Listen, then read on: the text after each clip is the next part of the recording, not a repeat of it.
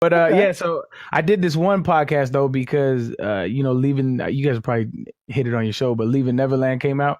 Yeah. And I wanted to the Michael Jackson, yeah. So I don't want to get too deep into it, but I watched that for the first time and I grew up thinking Michael Jackson was guilty. Like it was just kind of what it was, but I loved his music.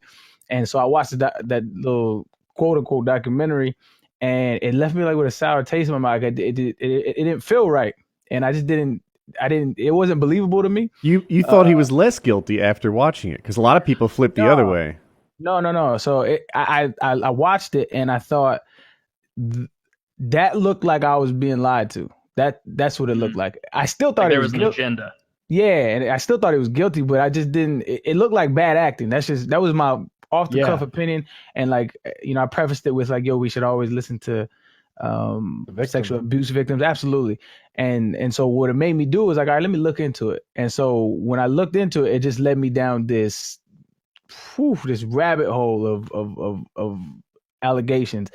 And so I went back all the way to the 1993 case. And so I ended up doing research on it for like 3 weeks. It took me like 3 weeks to compile all the information. Like I went over court documents, testimonies. I read all of this shit. God damn.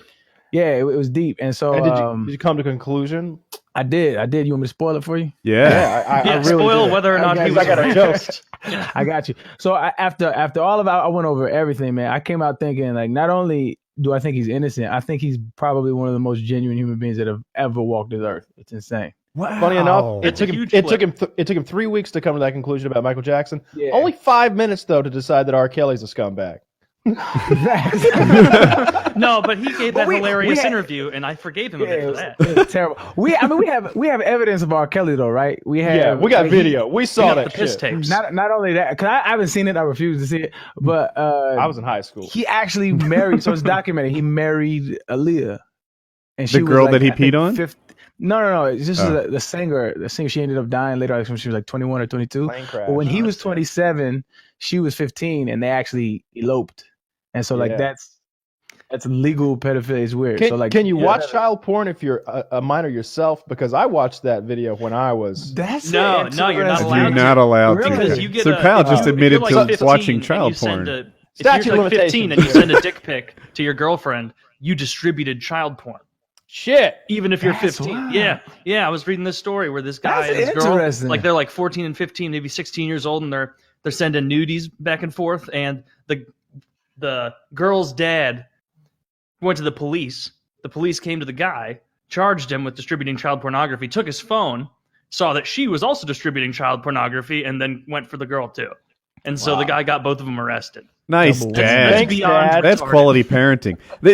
We need a brave politician to stand up for young child pornographers. This is going to be my stance.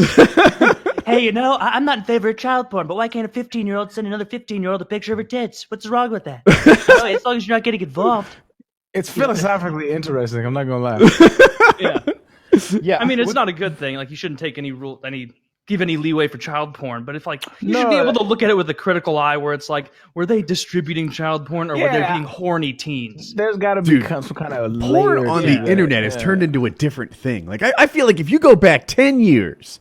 The thought process was, oh my God, don't take a picture. It could end up on the internet and it will never go away. Now everyone is like, dude, there is so much porn on the internet. It is pee in the ocean. It doesn't go away. It just becomes unfindable as it gets distributed out there. You're just pissing into an ocean of piss. Yeah. It disappears just through obscurity. It'll be fine. Or when you take nudes of yourself, just keep your face out of it. That's an easy rule that I've always followed. The problem is I have a gigantic sword tattoo down my chest. It's very recognizable. I shouldn't have gotten my social put across my chest.